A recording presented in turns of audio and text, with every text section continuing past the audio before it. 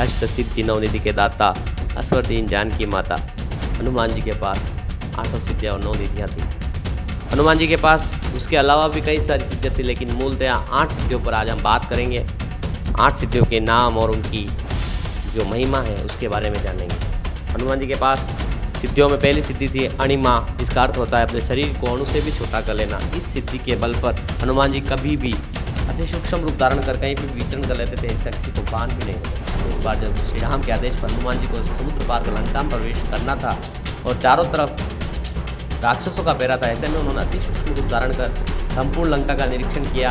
अति सूक्ष्म होने के कारण हनुमान जी को न तो राक्षस देख पाए और न ही लंका के लोग। इस सिद्धि का उपयोग हालांकि उन्होंने समुद्र पार करते वक्त।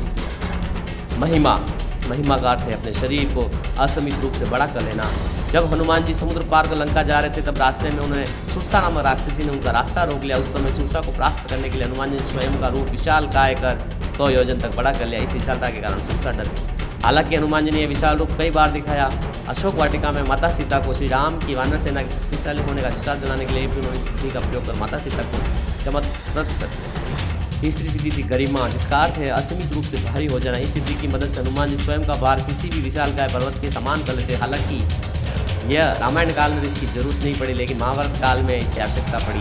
गरिमा सिद्धि का उपयोग हनुमान जी ने महाभारत में भीम का मान मर्दन करने के लिए किया। जब भीम को एक बार घमंड हो गया तो हनुमान जी एक वृद्ध वानर का रूप धारण करके अपने रास्ते में पूंछ फैलाकर बैठ गए। भीम ने देखा कि वानर की लंबी पूंछ मार्ग में पड़ी है, तो वृद्ध वानर ने संपूर्ण रास्ता रोक रखा है। तब भीम ने वृद्ध वानर से कहा कि अपनी पूंछ तुरंत हटा लें। भीम के वचन सुनकर वृद्ध वानर ने कहा कि मैं वृद्धावस्था के कारण अभी पूंछ नहीं हटा सकता, आप स्वयं हटा दीजिए। इसके बाद जब भीम वानर की पूंछ हटाने लगे तो उनकी पूंछ का से मस नहीं हुई। भीम ने पूरी शक्ति का उपयोग किया, लेकिन सफलता नहीं मिली। अंत में भीम को समझ में आ गया कि साधारण वानर नहीं है और भीम का अपनी शक्ति का घमंड ज़्यादा रहा। चौथी सिद्धि लघिमा का अर्थ है लगभग भार रहित हो जाना। इस सिद्धि से हनुमान जी स्वयं का भार बिल्कुल हवा जैसा हल्का कर लेते हैं और पल भर में वे कहीं भी आ जा सकते हैं और भारहीन किसी भी स्थान पर बैठ सकते हैं। जब हनुमान जी अशोक वाटिका में पहुंचे, तब वे अणिमा और लघिमा सिद्धि के बल पर सूक्ष्म धारण करके अशोक वृक्ष के पत्तों पर बैठ गए थे। इन पत्तों पर बैठे बैठे ही सीता माता को अपना परिचय दिया था। पांचवी सिद्धि है प्राप्ति का अर्थ है सभी स्थानों पर पहुंच जाना, सभी वस्तुओं को प्राप्त कर लेना। इस सिद्धि के बल पर व्यक्ति संसार की किसी भी वस्तु को वे तुरंत प्राप्त कर लेते हैं। उस पक्षों की भाषा समझ लेते हैं, आने वाले समय को देख सकते हैं। कहते हैं हनुमान जिन्हें रामायण में सिद्धि के उपयोग से माता सीता की खोज करते समय कई पक्षियों से चर्चा करके माता सीता को अशोक वाटिका में खोज लिया था। छठी प्राकम्य का अर्थ है जो भी इच्छा हो उसे प्राप्त कर लेना। इसी सिद्धि के बल पर पृथ्वी की गहराई में पाताल तक जाया जा सकता है और आकाश में कितनी ऊंचाई पर उड़ा जा सकता है। यही नहीं, मनचाहे समय तक पानी में भी जीवित रहा जा सकता है। इसी सिद्धि के बल पर हनुमान जी चिरकाल तक युवा ही बने रहेंगे। साथ ही वे चाहे तो अपनी इच्छा के अनुसार किसी भी देह को धारण कर सकते हैं। इस सिद्धि से वे किसी भी वस्तु को चिरकाल तक प्राप्त कर सकते हैं। इसी के बल पर वे श्री राम के भक्त हैं और अभी भी जीवित हैं, चिरंजीवी हैं। सातवीं ईशित्व का अर्थ है ईश्वर स्वरूप हो जाना। ईशित्व अर्थात ईश्वरीय या दैवीय। इस सिद्धि की मदद से हनुमान जी को देवी शक्तियाँ प्राप्त हुई। इस सिद्धि से हनुमान जी किसी भी मृत प्राणी को फिर से जीवित कर सकते हैं।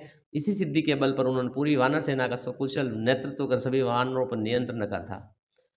आठवीं सिद्धि उनकी वशित्व का अर्थ होता है सभी को वश में कर लेने की शक्ति। इस शक्ति के प्रभाव से हनुमान जी जितेंद्रिय हैं और मन पर नियंत्रण रखते हैं। इसी कारण वे अतुलित बल धामम हैं। वशित्व के कारण हनुमान जी किसी भी प्राणी को तुरंत वश में कर लेते हैं। हनुमान जी के वश में आने के बाद प्राणी उनकी इच्छा अनुसार ही कार्य करता है। ऐसी अद्भुत सिद्धियों और शक्तियों के स्वामी हनुमान जी आज भी कलयुग में धर्म की रक्षा के लिए अजर अमर हैं। धर्म से जुड़ने के लिए हमारे यूट्यूब चैनल सनातन संस्कृति धर्म से जुड़ी प्रेरक प्रसंगों को सुनने के लिए चैनल को सब्सक्राइब करें, बेल बटन दबाएं। जय सिया राम।